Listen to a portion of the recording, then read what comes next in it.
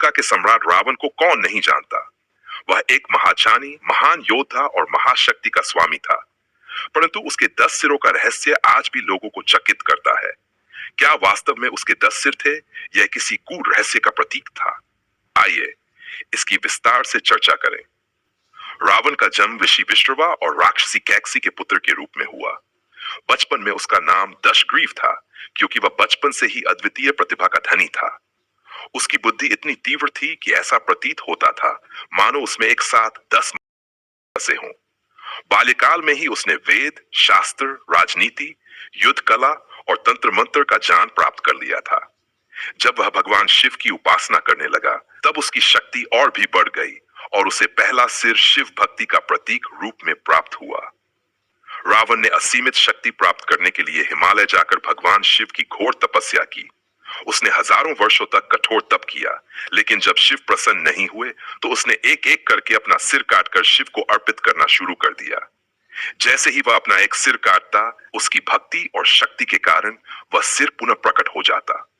उसने 9 बार ऐसा किया और प्रत्येक बार शिव ने उसे वरदान दिया कि वह अमर रहेगा और उसकी बुद्धि, शक्ति और ज्ञान 10 गुना बढ़ जाएगी। अंततः जब उसने 10वां सिर अर्पित करने का प्रयास किया तो शिव प्रसन्न होकर प्रकट हुए और उसे अमरत्व का वरदान दिया। इसी कारण से रावण के 10 सिर माने जाते हैं।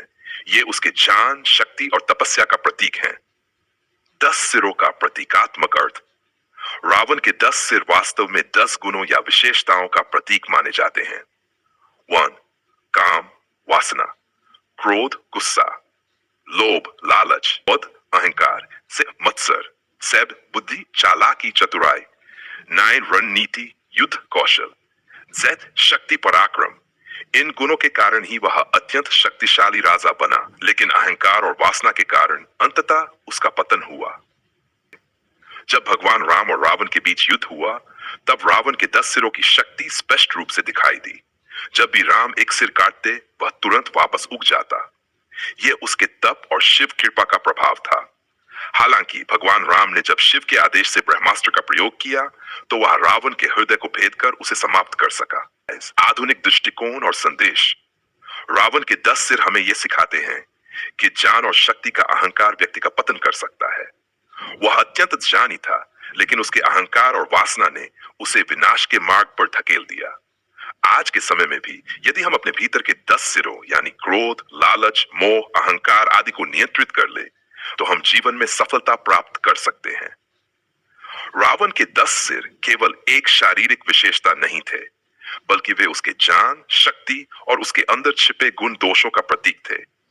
ये कहानी हमें यह सिखाती है कि सच्चा ज्ञान और शक्ति तभी सार्थक होती है जब उसका उपयोग धर्म और सद्गुणों के लिए किया जाए। अन्यथा चाहे व्यक्ति कितना भी शक्तिशाली क्यों न हो, उसका पतन अवश्यंभावी है।